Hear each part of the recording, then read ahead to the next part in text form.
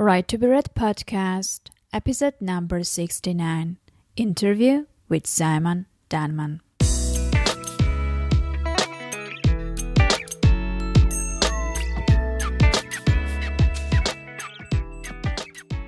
Are you struggling trying to figure out how to sell copies of your book, especially the first 100 copies? The Author Marketing Institute is offering access to their latest free video course called Selling the First 100 Copies of Your Book. This is the course should have when they started publishing. It goes through all the basics from starting a mailing list to experimenting with different prices. If you follow the instructions in the course, you should be primed and ready to sell your first 100 copies, if not many more. Sign up for free at www.authormarketinginstitute.com. You are listening to the Right to be Read podcast, and this is your host, Ani Alexander. Hello, everyone, and welcome to the Right to be Read podcast, the podcast that inspires and encourages writers. It's me, Ani Alexander, and I would like once again to thank absolutely everyone who emailed me during the last week and got in touch and provided feedback. I really appreciate every single email, and if you would like to write me, please feel free to shoot me an email at ani@anialexander.com. Ani@anialexander.com.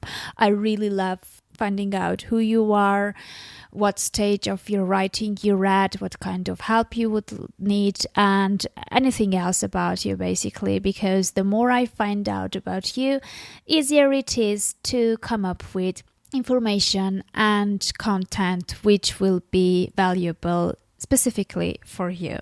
And my today's guest is Simon Danman. Simon is the founder of British web startup Readers in the Know at readersintheknow.com, which is the first global book promotion website for Amazon-listed books. He is also the author of Connected, a speculative science novel published in 2012, which reached number 1 in Amazon's bestseller rankings for both thriller and science fiction within 5 days of release. Prior to this, he spent 26 years in a variety of senior roles with the IT networking and security industry. Hello, Simon. I'm really happy to have you on the Right to be Read podcast. Welcome to the show. Thank you. It's a pleasure to be here. Well, I just want this time to start from the very beginning and to see how did you end up thinking about writing a novel and what you were doing before that. Did the transition was smooth or not? How did it all happen? Where did you start? I suppose I think the idea first came to me when I was at university, so about 30 years ago. Wow. Yes, it's a interesting little story, really. I mean, it's essentially I was there was someone in the flat where I was staying as a student who had a nervous breakdown. He was taken to the local psychiatric hospital. I didn't know him very well, but some people went to visit him, and they came back. He said he's lost the plot.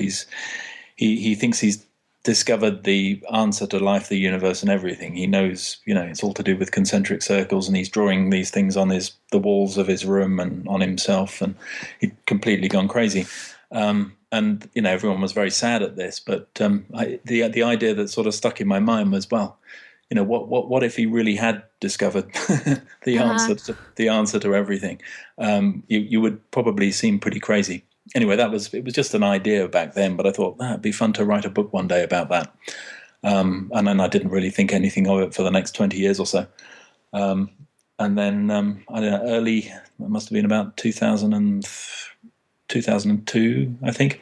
I found myself with a bit of time. I was staying at a little cabin up in the French Alps, and I just started writing. I had my laptop with me, and in a couple of weeks, I'd written the best part of the first couple of chapters. Mm-hmm.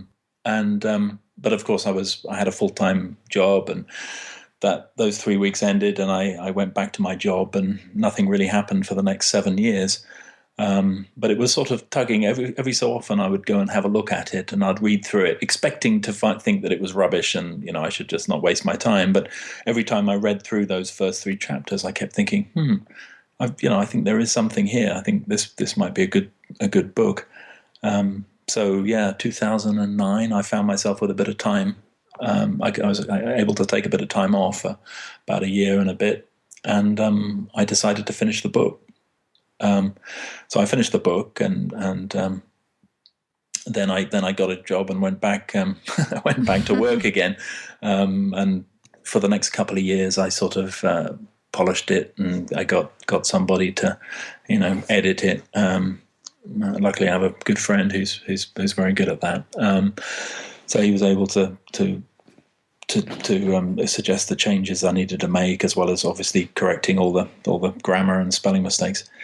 And then I decided, I started sending it off to publishers and literary agents, but didn't get anywhere. I think I sent it to about maybe 10, and just rejections. And I didn't even get the feeling that they were actually looking at even opening the manuscript. So I thought, you know what, I'm going to self-publish. A lot of people seem to be doing it.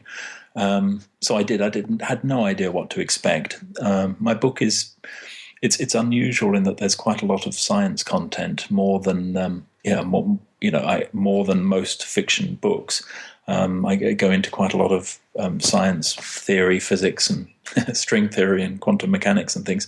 So I wasn't expecting it to have very broad appeal, but as it happened, it did. When I launched it, I suppose that I should explain that I've spent most of my career I've been doing marketing, but in the IT sector. Uh-huh. So I understand marketing, but I don't really understand anything. I didn't at that point know anything about marketing books, but I saw that with Amazon there was a program called KDP Select, where you could offer your book for free for 5 days in every 90 days. And since I was an unknown author with no name, I thought, that's probably a pretty good way of just getting it out there and seeing if people like it. So I emailed all my ex-colleagues and friends and everyone I could. I must have sent out about 500 emails or something saying, hey, my book, I've just published a book. It's free on Amazon. Download it.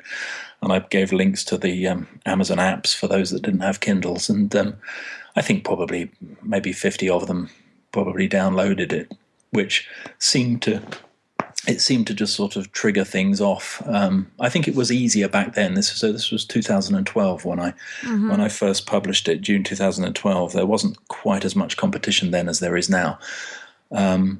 So I suppose the first day there was probably only 100 free downloads. Second day it had gone up to about 300. And I did it for the full 5 days. At the end of 5 days, there were about 4,500 downloads, and nearly all of them in the UK. Strangely, almost none in the US. I don't understand why. And did you submit your free book to those free sites, or there were no? I didn't do anything. So I did absolutely nothing. So all you did were those 500 emails sent out. That's all. Yeah. Well, I did a bit of Facebooking, and I created a Facebook page. I'd been creating a little bit of buzz, I suppose, on Facebook, but not much. I didn't really know what I was doing. And did you have reviews in place before this free promotion, or the reviews came after the free promotion? That they came from the free promotion. I mean, luckily, several of my friends. I had sent out. So what I didn't say was So I had sent out probably about 5 or 10 copies out before I published, just to get people's reactions. Mm-hmm. So some of them had suggestions for changes, but most of them seemed to like it. And those that said that they really liked it, I said, "Oh, you could do me a big favor and just write a review on Amazon when it launches." So I got 2 or 3 reviews in the first week, which helped. So I suppose maybe in total, out of those 500 emails, maybe I might have got half a dozen reviews from people I know. But then from those 4,500 downloads, I got another, I don't know, I worked out actually I get roughly one review for every 300 downloads. Something like that. So I got about 10 or 15, I got about 10 or 12 reviews from that first thing. And then I started to talk to other authors, and I discovered then that there are all these promo sites, and what I should have done was, let people know about the promo before I did it. So then I started, the next promo I did, I submitted to all of those sites, and I think I got about 10,000 downloads. And then I got better at it. I think the most I ever got was about 28,000 downloads in 3 days.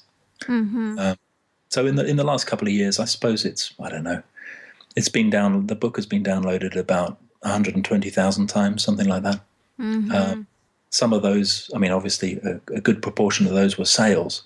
Because the interesting thing was back then, it doesn't work quite as well now, free promos, but back then, so that 4,500 downloads, when the free promo ended, it was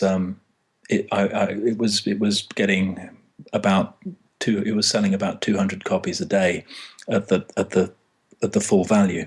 Wow. And that went on, I suppose 200 copies for a couple of days, then it was down to about 100. So the first 6 weeks or so, I think I sold about 1,500 books. And it went pretty well. Sales continued fairly strongly for the first year. Every time sales started to dip, I would do another free promo or something, just a couple of days, and that would stimulate it, and there would be more reviews. And now I've noticed it's a lot harder to do it. You've got to submit to more sites, and you've got to also do a little bit of paid advertising as well. But that was basically what I was doing. So every 3 months I would run some sort of a promo, and I would be submitting it to all of these sites. There weren't quite as many sites back then. One thing that frustrated me, though, was the fact that none of these sites remembered who I was from one promo to the next. So, and they were asking for a lot of information that they didn't need to ask for. They asked for the ASIN, the 10-digit identifier code, but then they were also asking for the links. And if you know the ASIN, you can work out what the Amazon link is. It's just it seemed that none of the sites were very intelligent, and they weren't. I thought, well, what if there was a website would actually store my book's details?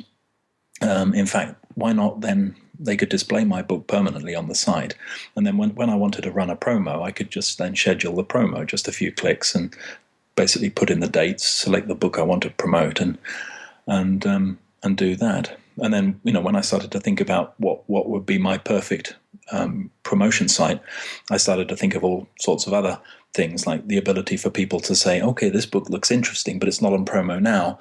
I'm going to add it to my watch list so that when it comes on promotion, I can get an email. Maybe I don't want to receive promo emails every single day. I can just get notified of the ones that interest me. So I decided that this was an opportunity, and I was just interested in the challenge of building a website. So I did. I built Readers in the Know. It took me about 18 months. About eight months of software programming.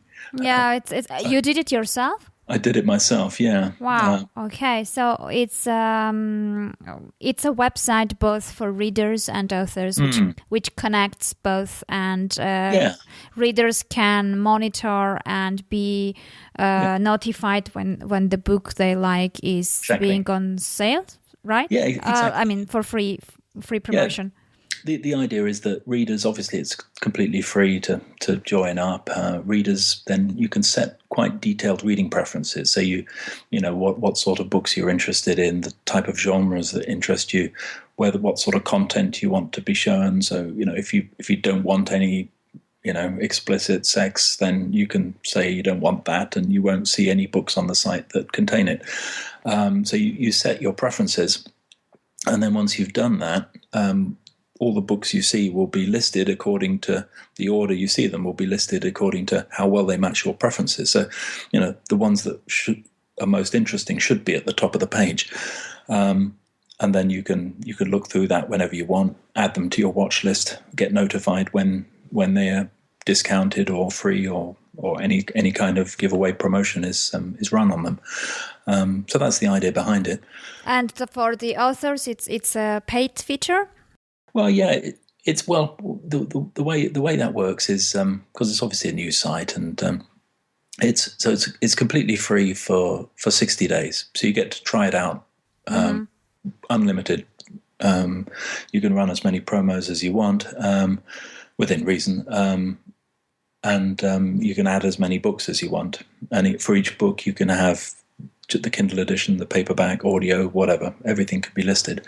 Each gets its own page. You have your own author page, and then after the 60 days, then there's a membership fee of £20 for the year.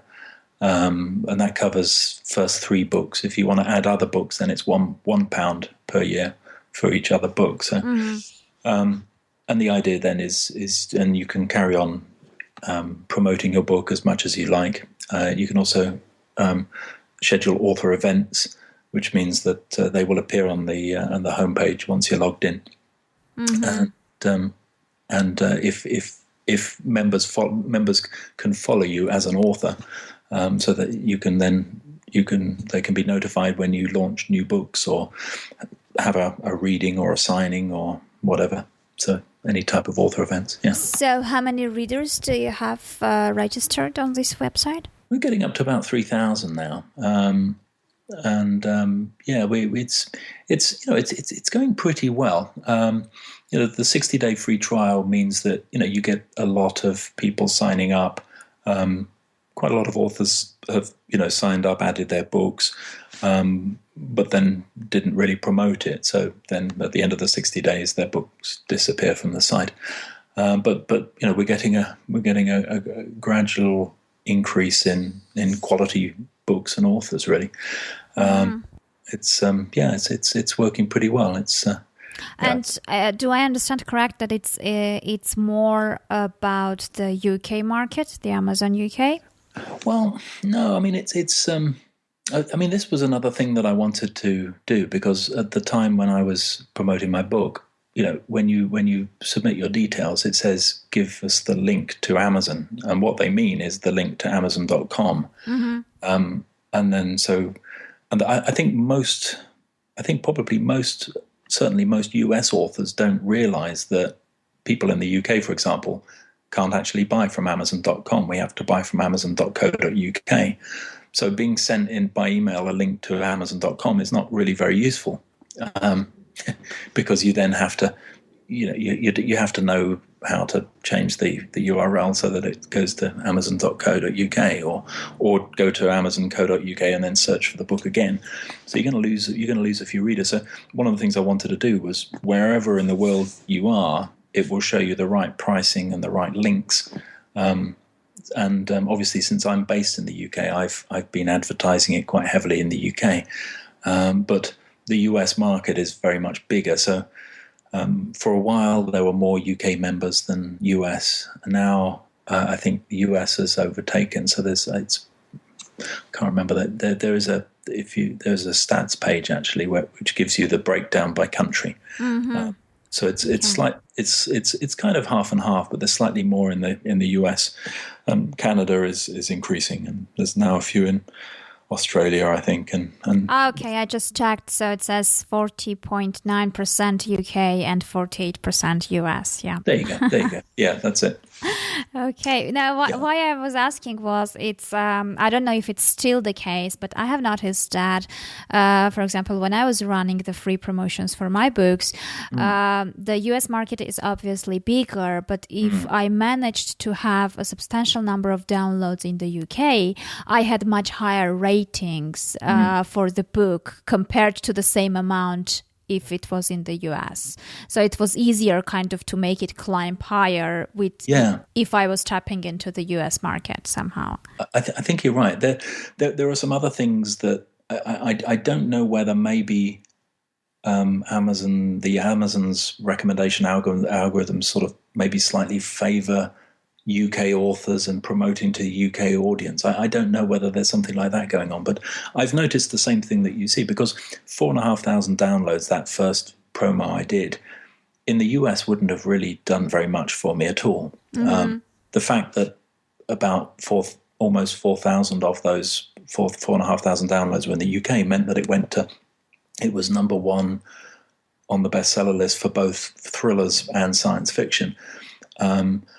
And so it obviously meant a lot more. And it was pretty high up in the overall in the Kindle list. I can't remember exactly what that number was now, but I mean, since then I've got to the very top. I've been the most popular thing in the whole of the UK Kindle store once, out of not just books and everything, but so I think you're right. I think because it's a smaller market, if you can get a lot of downloads in the UK in a short space of time, then the impact of that on your sales rank and subsequent sales will be that much greater. Which actually brings me to the next question, because I've noticed that there are many US websites which kind of can list your book for the free promotion or countdown deals, but I don't see so many for the UK audience. No. I mean, is there a way to find those, or they are just too few, or what's the problem with that one? There are very few. But it's interesting that you asked that, because for the last few days I've been compiling a list of all the promo sites that are currently active. I've got about 104 at the moment in this list, and I've basically categorized them by various things like, do they do free promos? Do they do discount promos? Is there a free listing option? What's the price? Do they accept erotica? These things. So I should be publishing this in the next day or so. Oh, great! So it should be, I think, probably the most comprehensive list of sites anywhere on the web. So I'll send you a link to that. Yeah, great. I'll include it in the show notes. And there are quite a few. There are quite a few UK. There were quite a few UK sites. Certainly a lot more than they were when I started. In fact, I could tell you how many. Let's have a look. International coverage.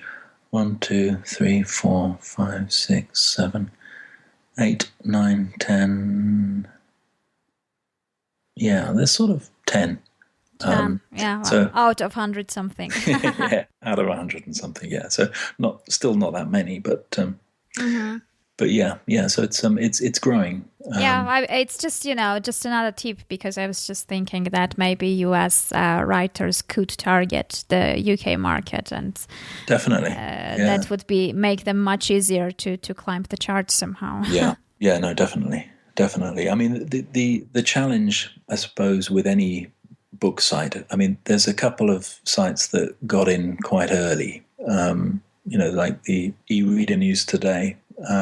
ENT that and BookBub. BookBub is by a long way the biggest book promotion site, and that because they have 2.5 million or however many subscribers, and they seem to be subscribers that actually buy books in fairly large numbers, it does have an impact. So when you run if you're lucky enough to get selected for a BookBub promotion, and they basically only select the books that they really expect to do well. So it's kind of sort of they create their own success in that way. But when you do that, they manage to send enough purchases to Amazon in a short enough time frame that the Amazon's algorithms kick in. So it may be that BookBub actually only give you 1,000 sales, but those 1,000 sales stimulate Amazon's algorithms to start recommending it. So you end up with 1,500 free downloads rather than 1,000. Mm-hmm. You see what I'm saying? Yeah. The problem with all other sites, as I say, perhaps the exception is and eReader News Today, because they've got, I think they've got maybe 500,000 or a couple of 100,000 subscribers, but all the other ones, Readers in the Know, I only started recruiting readers, in fact, in July last year. So, there's no way we're going to get to 2 million anytime soon. Mm-hmm. And it is a numbers game. So, if we may send your book detail, if you run a promo on Readers in the Know, it'll go out to maybe 2,000 people, the people whose reading preferences match your book, or it may be less than that, depending on what type of book you have. Out of those 2,000, maybe you may only get 10 or 15 downloads. So the trick is not to just go with one site, but to go with as many sites as you can. Mm-hmm. Because if you get 10 downloads from 10 sites, that's suddenly Amazon's algorithms are going to see 100 downloads, and they're going to think, okay, what's going on here? Let's start recommending it to others. And that's what you've got to get to. Your sole purpose your goal when you're promoting a book should be to engage Amazon's recommendation algorithms, because if you can do that, then it multiplies the effect by several factors. So that's what I say is always the goal when you're doing this. And so unless you're using the really, really big sites, the only solution is to go with lots of sites. Mm-hmm. Yeah, so, agree. And as you mentioned, the free promos don't work as well as they did before. So what's your strategy now to keep the ongoing sales for your book? Yeah, well, I'm running a free promo next week. At the end of next week, I'm going to try that. I've since I've been researching all of these book promo sites, I've found a whole bunch more. So I've submitted it this time to more sites than I've ever done before. Uh-huh. but I didn't include BookBub this time. So we'll see what happens. But my plan, if this doesn't, it normally gives me a couple of hundred extra sales that I wouldn't have got.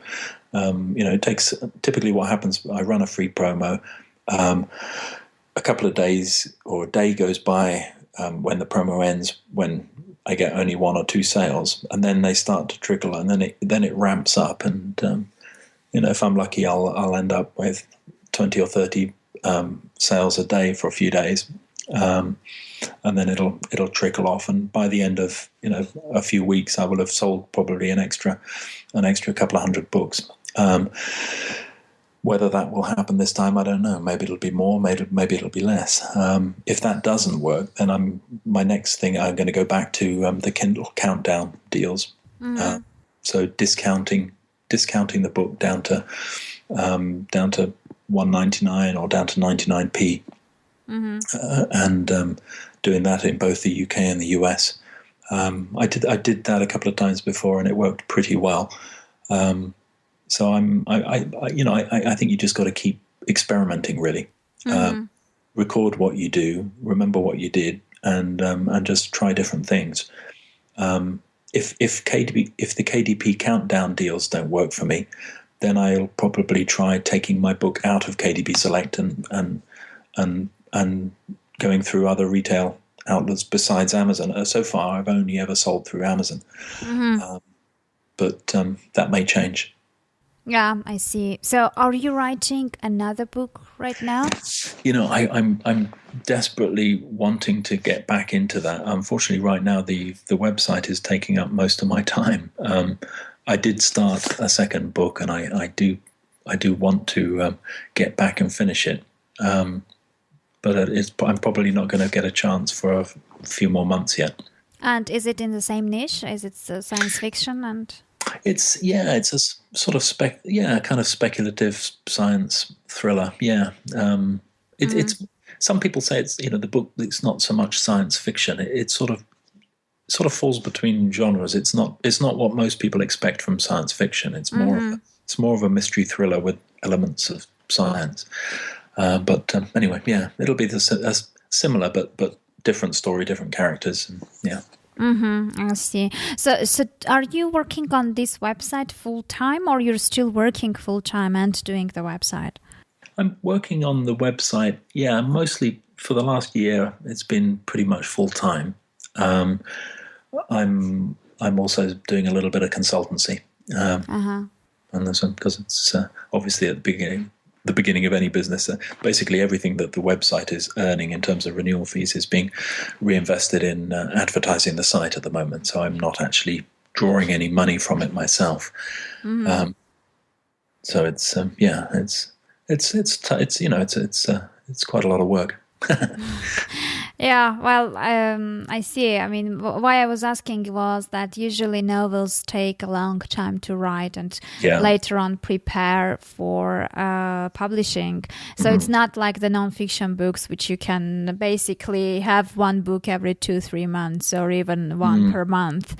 And I don't know. I mean, I have this big break also in between books, and I don't know once when I get back what will happen. So, because I have a feeling that the ones who don't really have big names at some point, I'm not sure whether readers will remember or not, and maybe when the break is too long, you may end up starting from point zero once again.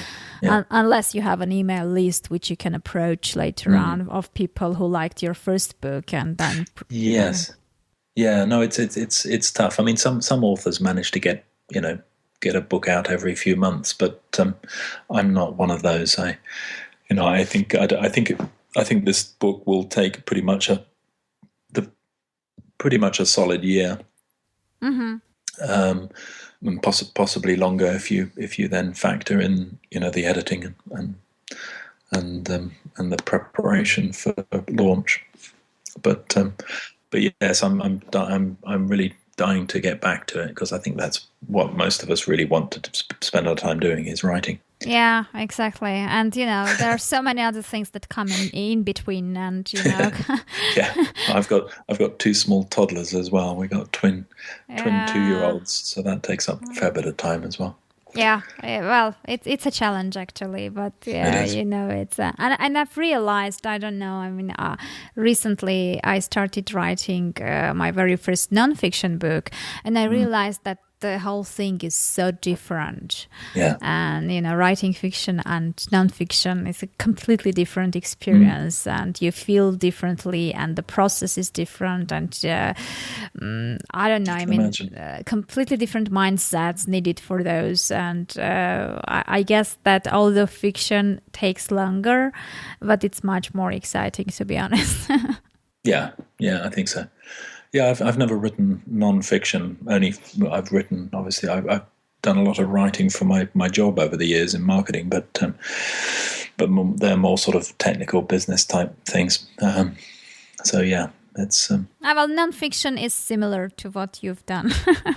Possibly, yeah. I have a feeling. Yeah, researching a topic to write a white paper on computer networking or something. Yes. Perhaps. Yeah. So, what would since your first novel was your first experience with self-publishing and book marketing and everything connected to that, what do you think? What kind of mistakes did you make that now, knowing all what you know already, you won't make, or you'll do some differently with your next book? I think. I think my writing improved a lot while I was writing the novel. I rewrote. I went back and did a lot of rewriting of the early chapters. When I was during that 2 years, I just realized that my writing style needed improvement. But by the end of the book, it was. I think I sort of found my voice. So I think the next book will be a lot more consistent. And the things I learned about how to introduce concepts and characters and make the story flow, I think I'll be doing that right from the beginning of the next book. So, I think it'll be better. My storytelling abilities have improved.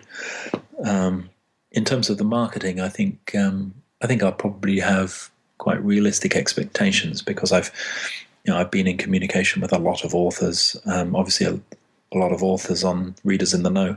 I've been talking to them or via email on a fairly regular basis, and I've been in the forums and so forth. So I think I have realistic expectations. I know what's likely to happen. I know I have a slight advantage in that I have a first book that was reasonably successful. A lot of people, a lot of the review, I've got about 340 reviews or something on Amazon across the UK and the US. And quite a lot of them have sort of said, "Oh, I'll be looking out for Simon Denman's next book." Maybe that's just something you say on a review. I don't know, but if it's true, then hopefully quite a few of those will buy the book when it first comes out. And I'll know how to network better to my friends and contacts and so on. I'll basically tell everybody. I'll do the same email thing again. I'll let everybody know. I'll offer it for free for a short period. Let all my friends know, everyone I know, people like you, say that it's have a look, just to get it out there. I think it's important.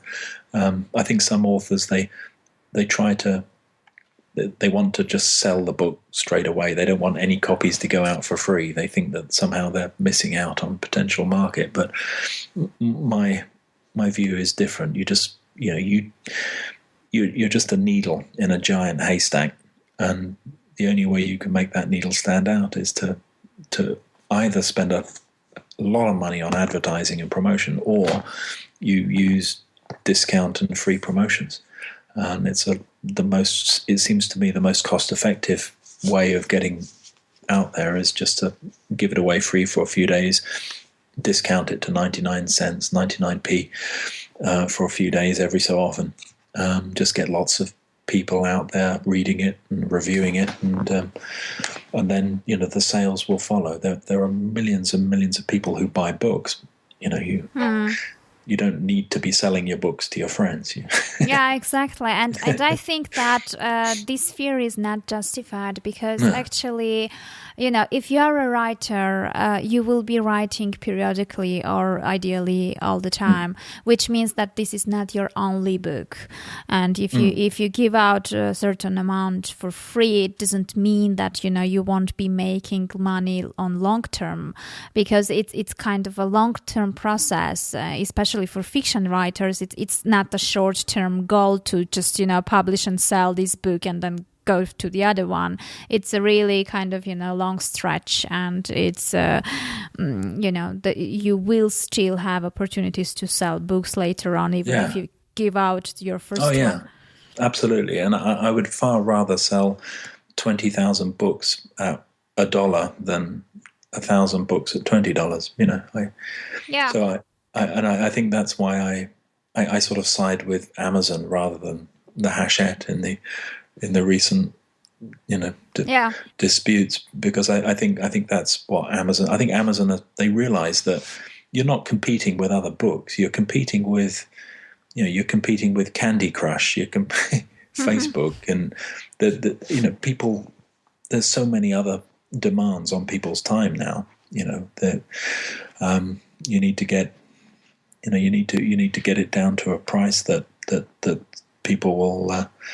people will be tempted away from some of those other things. Yeah, and the other thing is that there are so many books out there that even from the reader's perspective, if you want to read something and the name is not well known, you want to try it before becoming a fan and before buying this person's books. You exactly. just have to see, what kind of books this person writes.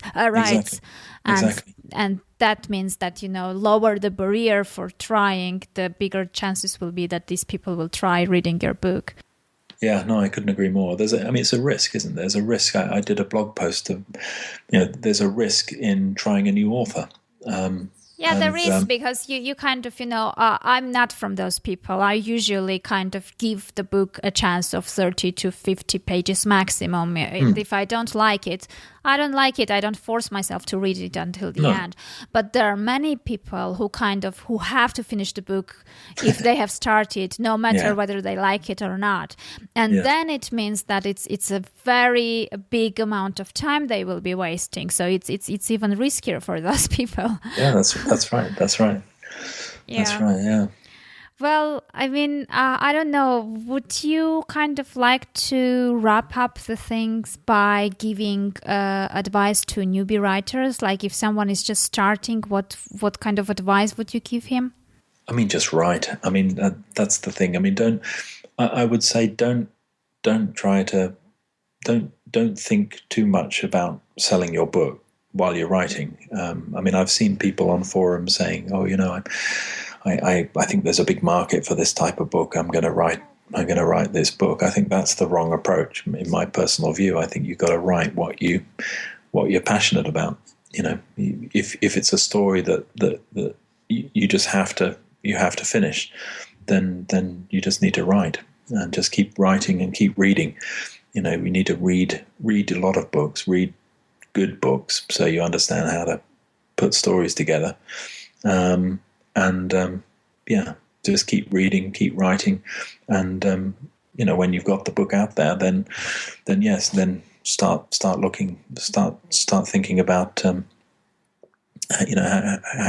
before you actually launch the book, start putting a plan together, start looking at some of the marketing forums, listen to your podcast, go to some of the book sites from my list and look at the various tips and blogs about book marketing that exist there. But yes, I think another thing you hear quite a bit, and I'm now a firm believer, is probably the best way of marketing your book is to write more books. I think, especially when you're running free promos, I think free promos are probably most effective if you've got 5 or 6 books. You have one of them that's, especially if you've got a series of books, you give one away for free, and they lap it up, they love it, and then they're going to buy the other ones in the series. So I think you just got to keep slogging away, really. Mm-hmm. Yeah, exactly. Well, thank you so much for coming over. Thank you for your time. It's been a pleasure. I really enjoyed it. Thanks. So have a nice day, and hopefully you'll have the opportunity to write the second book soon. Yeah, I look forward to it. Thanks, Annie. Thank you.